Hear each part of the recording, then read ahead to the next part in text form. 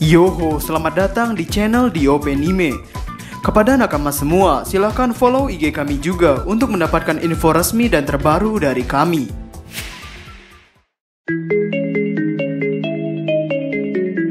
Yoho! Misteri terbaik, misteri yang paling kental dalam dunia One Piece adalah misteri mengenai insiden 800 tahun yang lalu, atau insiden yang berkaitan dengan kerajaan kuno. Oda hanya memberitahu kita info mengenai kerajaan kuno ini melalui sebuah poneglyph yang dibaca oleh Robin maupun oleh Profesor Clover.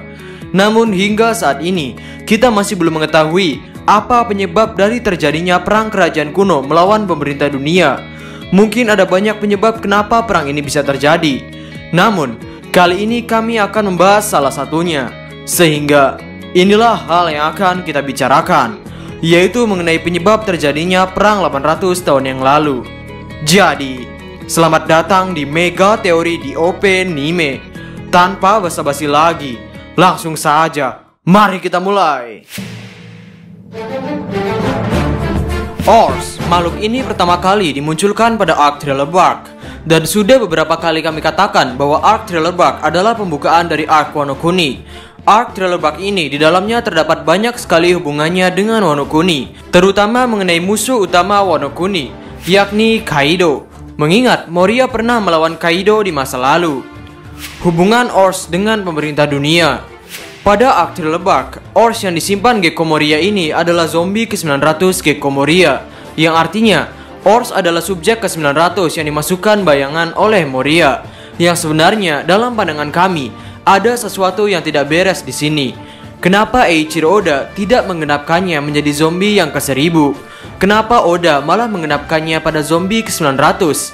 Yang dimana angka 900 dalam dunia One Piece terkenal sekali akan insiden dimana kerajaan kuno masih berdiri, yakni 900 tahun yang lalu.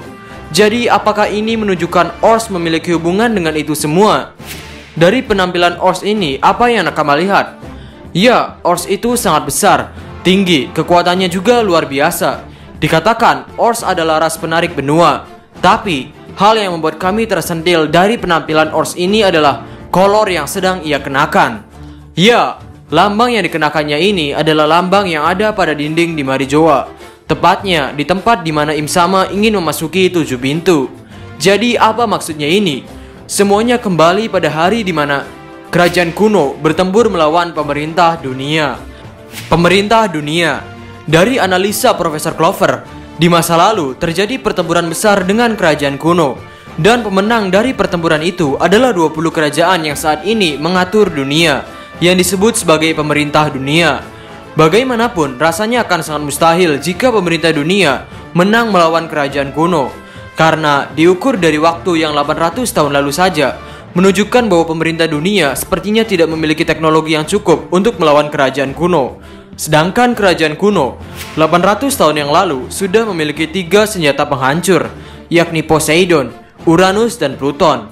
Pluton adalah senjata yang mampu menghancurkan sebuah pulau yang hanya dengan sekali serang. Ini adalah senjata yang di luar nalar untuk dibuat pada 800 tahun yang lalu.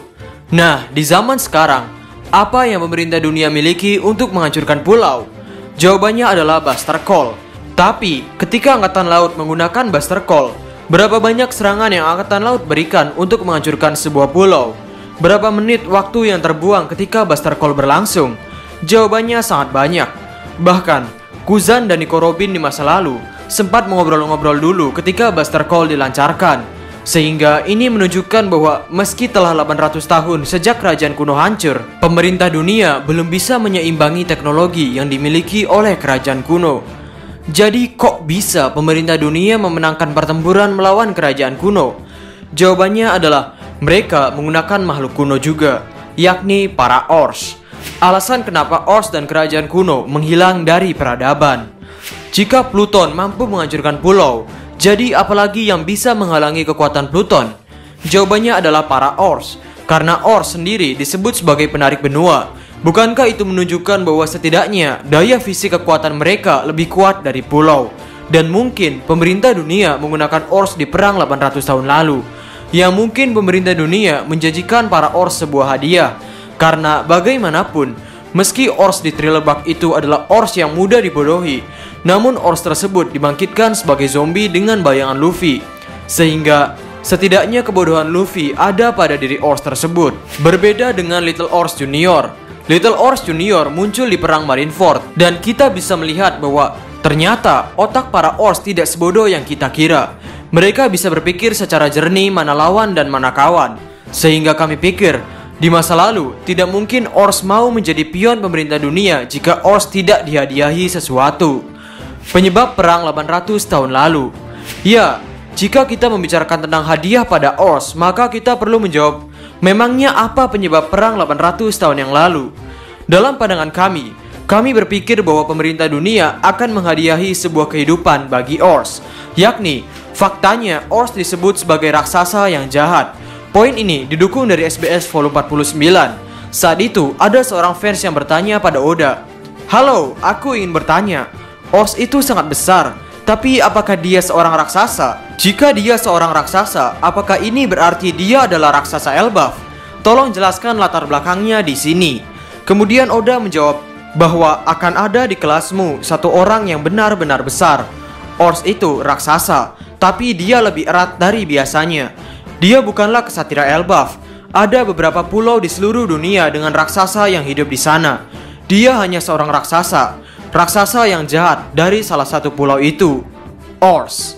Dari jawaban Oda ini, Oda menekankan bahwa Ors adalah orang yang jahat. Tapi seperti pepatah yang terkenal di tahun 2019 ini, orang jahat adalah orang baik yang tersakiti. Jadi apa yang membuat orang-orang menyangka bahwa Ors adalah raksasa yang jahat? Yaitu karena mereka mendirikan Red Line.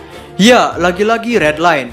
Mungkin inilah yang memunculkan persepsi kenapa Ors dikatakan sebagai raksasa jahat, dan kenapa kerajaan kuno bisa-bisanya berperang melawan pemerintah dunia. Red Line adalah sebuah dataran luas, bukan daratan. Bahkan ini disebut sebagai benua yang luas, yang membentang lurus memotong lautan ini dan memisahkan lautan antara West Blue, East Blue, South Blue, North Blue, Grand Line, dan New World. Jadi kenapa bisa ada Red Line? Dan kenapa bisa-bisanya Ors disebut sebagai ras penarik benua?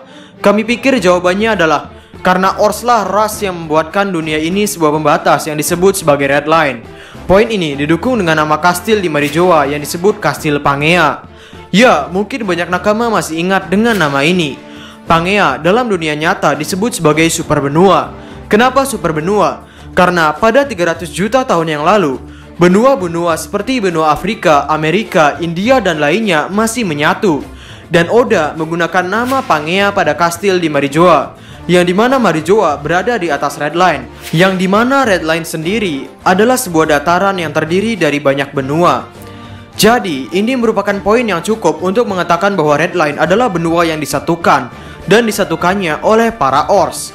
Setelah Ors meninggalkan pulau mereka sendiri, Ors berniat atau ditawari oleh pemerintah dunia untuk membuat satu garis benua yang memisahkan dunia, sehingga para Ors bisa hidup di atasnya sambil melihat dunia ini.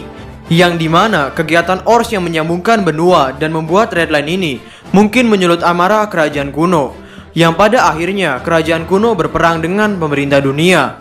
Namun secara teknis, sepertinya pemerintah dunia hanya bekerja di balik layar, dan yang benar-benar berhadapan dengan kerajaan kuno adalah para Ors. Dari sisi kerajaan kuno memiliki kekuatan penghancur pulau yakni Pluton, dan dari sisi pemerintah dunia, mereka menggunakan Ors yang memiliki kekuatan penarik benua. Maka, hasil dari pertempurannya adalah baik kerajaan kuno dan Ors hancur, Joy Boy beserta para pengikutnya hancur, begitu juga dengan lawan yang mereka hadapi. Para Ors juga menghilang dari dunia ini.